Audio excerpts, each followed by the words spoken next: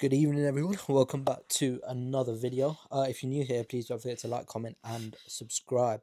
I seem to have been quite active on these YouTube sort of videos recently, but there's so much to talk about. There's so much sort of animosity and um, a lot of just seems to be a lot of conflicts in the sport of boxing at the moment.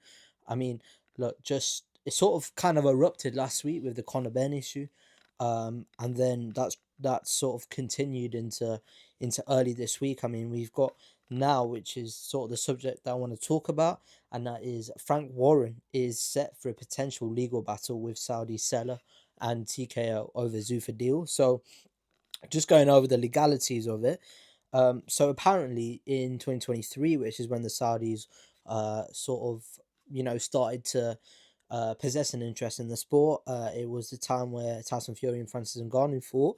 Um, Allegedly, Queensbury entered into an exclusivity agreement with Seller, which is sort of the entertainment and live events company that has played a massive and influential role in Saudi Arabia's investment in boxing. They're plastered everywhere. So they entered into an exclusivity agreement with them.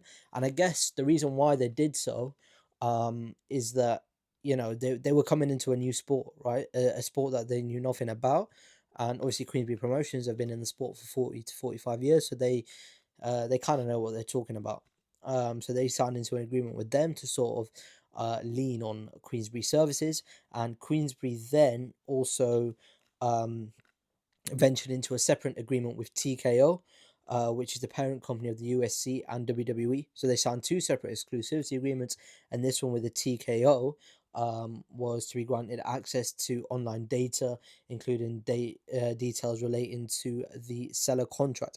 Now, the issue, which is something that I've been reading about, and this is a good article on Boxing News, is essentially TKO and seller signed a 5-year contract with each other, effectively excluding Queensbury.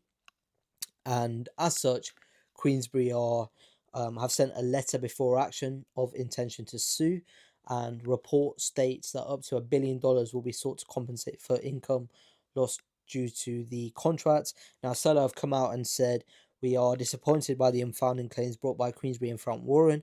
We reject them in their entirety and are confident that the facts will fully vindicate our position."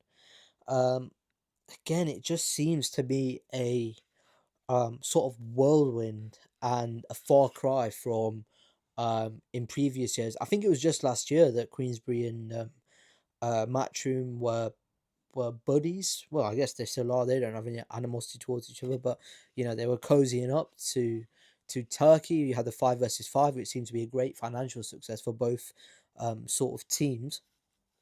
But now you've got um, Turkey, who's you know he's like the the I think recently he was named as the top promoter. But he's not just a promoter, he's a events organizer. He's the most influential man in boxing, and um no longer needs Queensbury and Matchroom, to be fair. Well, it seems to be that way.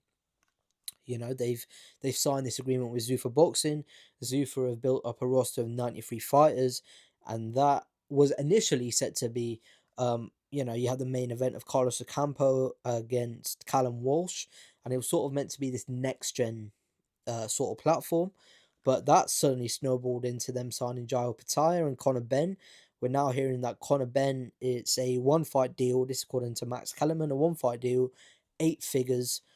So he's probably going to be earning upwards of $10 million. Well, he is at least. So it'll be interesting to see who he fights next. And one actually thing on that, now that I brought it up, is that um, it seems to me that Matchroom didn't want to match the offer that TKO gave to Conor Ben. Um, maybe they saw something whereby they don't think he's worth the 8 figures that TKO are apparently paying him, and were banking on the loyalty, which is kind of a little bit naive from their perspective, to be honest.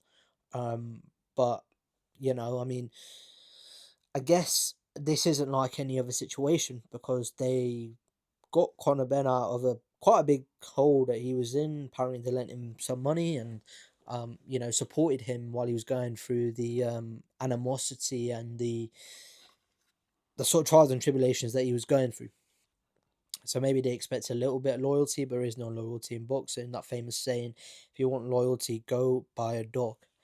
Um, so yeah, crazy stuff. But it seems that there's a fracture. Well, it's evident that there's a fractured relationship between Queensberry, Matchroom, and Turkey. It seems that it's Turkey, Dana White on one side, and Eddie and Frank Warren on the other side. So this is war basically. Um, this is a this is a war that could reshape the landscape of boxing, considering that they don't that these people don't want to recognize any of the sanctioning bodies. So maybe we might get to a stage where it's like a little bit like a live golf situation, right? Where you've got you know that anyone who goes over and fights with Zuffa is no longer able to fight with the sanctioning bodies, and it might just be a case that you either go here or you go there. There's no in between. There's no sort of half in, half out. It's either one side or the other. And that's what it's appearing to be. Now, I was supposed to film this about half an hour ago, but I needed to charge something. And in that time, the Ring magazine have just released a statement. Um, make of this what you will, but the statement reads: "Rumors are circulating in the boxing world that Queensberry is in financial trouble without a continued business relationship with Seller and TKO. The loss of these relationships has influenced Queensberry's threat to sue Seller and TKO.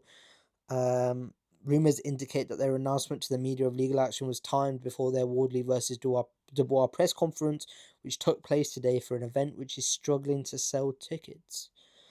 Queensberry have not been promoting any Riyadh season fights since last November, and there are no plans for the two sides to work together in the future. There's been an intensified concern among the stable within Queensberry when it was learned that they were not being used as a promotional entity for Tyson Fury's big UK comeback in April, and this concern has led to a scenario where a number of their fighters are seeking other promoters. Um, Turkey Al Sheikh and Seller were made aware that the rumours of litigation were leaked from Queensberry, and this has created an unrepairable rift due to Queensberry's cordial communications in the open and being volatile behind the scenes."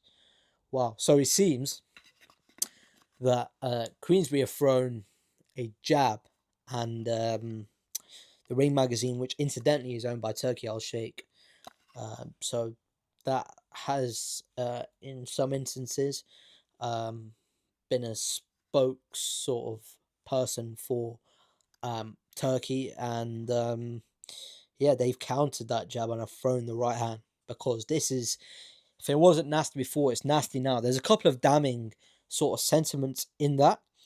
Um, the first one being that Queensberry being in financial trouble, then saying that it's an event which is struggling to sell tickets, and then saying that there's been concern amongst the Queensberry stable where a number of their fighters are seeking other promoters. I mean, this isn't just a jab; it's a full thrown brawl attack, and I guess Queensberry are in a very interesting position. A very interesting position. Do they go down the route of, we're gonna, go down litigation and we're gonna take this to the high court, which is what they're prepared to do? Um, will they get the $1 billion? Probably not. But you start high, and then many people think, well, I guess I'm no lawyer, although I did a law conversion course, by the way. But these are my thoughts out loud. But I guess they're going to settle outside of court, and it'll be for a figure. If it does get to a settlement, it'll be a figure that is below $1 billion. But Queensberry being in financial trouble is, yeah, that's a very interesting statement in itself.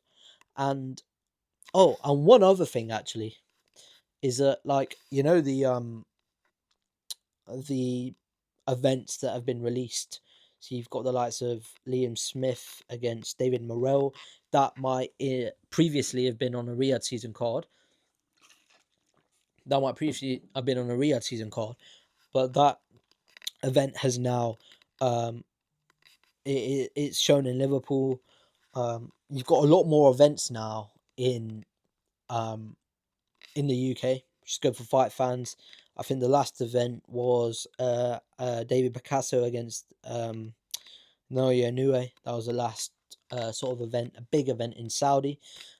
Since then, I don't think there's been any trips to Riyadh. So yeah, I mean, you know, is this the end of the Riyadh season? Not Riyadh season, but is this the end of the big fights happening in Riyadh? Because I think the last one on a Queensbury sort of promotional stable would have been David Benavidez against Anthony Yard in November. I think, yeah, that was in November. And then yeah, since then there's been none. So just to finish off, I mean, some very interesting developments. And what's also interesting, sorry, there's so much. What's also interesting is that the zone is 10% owned by the Saudis, and Queensbury have an exclusive relationship with the zone. So I guess if there's a rift between Queensbury and the zone, I guess the Saudis are a minority shareholder, but still, like, given the extent of this rift, could that have an impact on the home of Queensbury? Could they be looking elsewhere? Um, but yeah, those are just my thoughts. Oh, and actually, we'll finish on this because I watched the Daniel Dubois against Fabio Wally press conference. I thought it was very entertaining. Both sides throwing verbal jibes and jabs. Um, a lot of animosity. Well, not animosity between the fighters, but um, both camps had a lot to say, and it's a fight that is arguably AJ v Tyson Fury's side, probably one of the most dangerous, compelling heavyweight bouts and dust ups in that can happen at the moment. And it's in Manchester, near where I live. So hopefully I can get media credited for that. If anyone from Queensbury is watching, I doubt you are, but if you are, I'd love to go. Um, but yeah, that's an event I'm really looking forward to. And there's a lot of events while we're on the topic that are going to fill up the calendar in the UK.